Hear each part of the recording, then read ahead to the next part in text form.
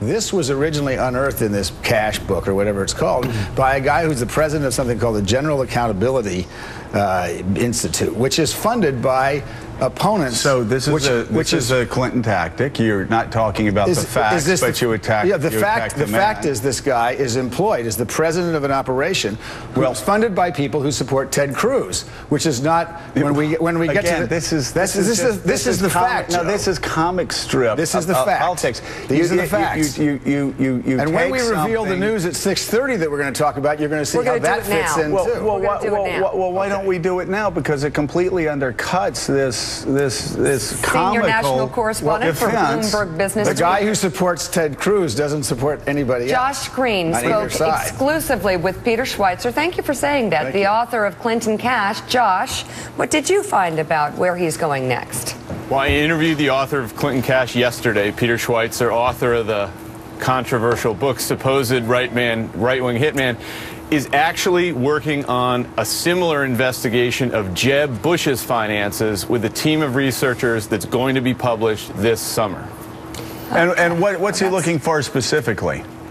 Exactly the same thing. He told me he was looking for exactly the same thing he was looking for with the Clintons, to examine their land deals, to examine conflicts of interest, cronyism, possible corruption, all the sorts of things that appear to be contained within the Clinton Cash book.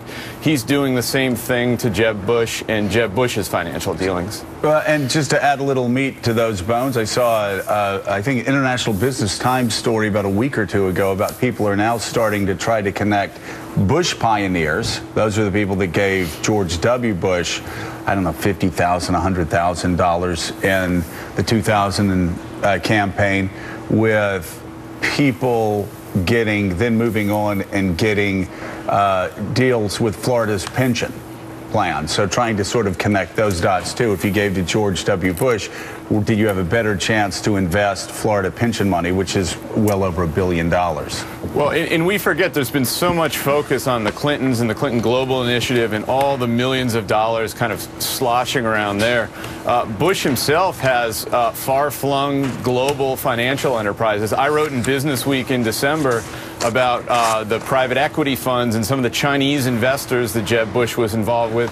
Schweizer told me that's something he and his team of researchers have been looking into. So it certainly roils the 2016 presidential race, and I think complicates the narrative that liberal interest groups and Clinton supporters have been making, that Schweizer is just kind of this partisan warrior, simply out to get Hillary Clinton. But Schweizer doesn't like, I mean, Ted Cruz doesn't like Jeb Bush any more than he likes Hillary Clinton. What also undercuts that narrative, too, is that we had Schweizer on this show. Remember, Willie, when he came on with Steve Croft?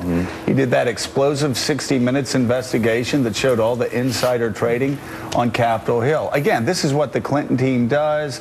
I mean, if you say anything negative, they come after you viciously, and anything to distract from the facts of a very well laid out New York Times piece that I'm actually going to read before I judge.